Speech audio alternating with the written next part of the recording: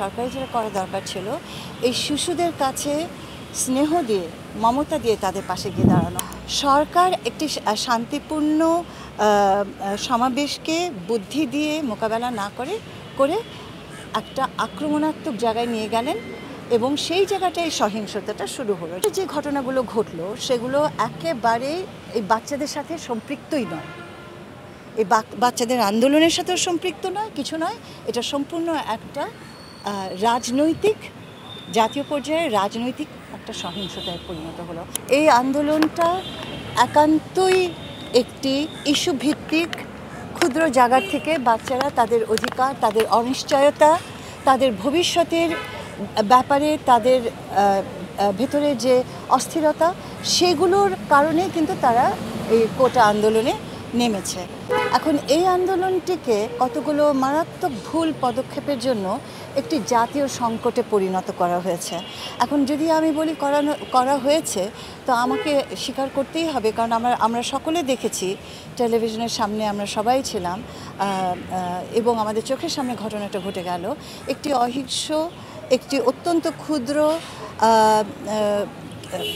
বিষয়ভিত্তিক একটি আন্দোলনের ওপরে একটি অযাচিত আক্রমণ, এটাকে একটা জাতীয় পর্যায়ে সংকটে নিয়ে এলো। অর্থাৎ আমার মতে সরকারকে যেটা করা দরকার ছিল, সরকারি যেটা করা দরকার ছিল, এই শিশুদের কাছে স্নেহ দিয়ে মমতা দিয়ে তাদের পাশে গিয়ে দাঁড়ানো। আমার এই কথাটা অনেকেই বোধ করেন, আমিও বোধ করি, এবং তাদের সাথে কথা বলা দরকার ছিল।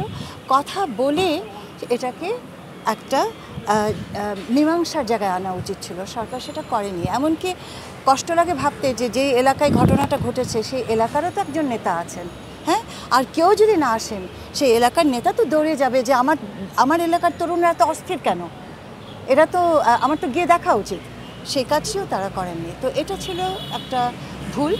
সরকার একটি শান্তিপূর্ণ সমাবেশকে বুদ্ধি দিয়ে মোকাবেলা না করে একটা আক্রমণাত্মক জায়গায় নিয়ে গেলেন এবং সেই জায়গাটায় সহিংসতাটা শুরু হলো। যেমন দুটো জিনিস আমি এটা বলেছি পাবলিকলি, আপনারা যদি শুনে থাকেন। একটা হচ্ছে বিশ্ববিদ্যালয়গুলো বাচ্চাদের পাশে দাঁড়ালো না, এটা বাচ্চাদেরকে সাংঘাতিকভাবে একটা দুর্বল জায়গায় ফেলে দিল।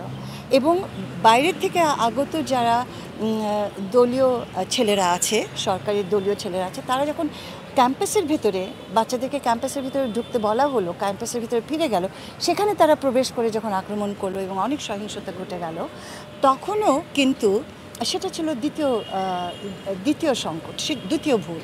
তো একদিক দিয়ে প্রশাসন এই বাচ্চাদের পাশে নেই, অন্যদিক দিয়ে সরকারও হাত গুটিয়ে ফেললো।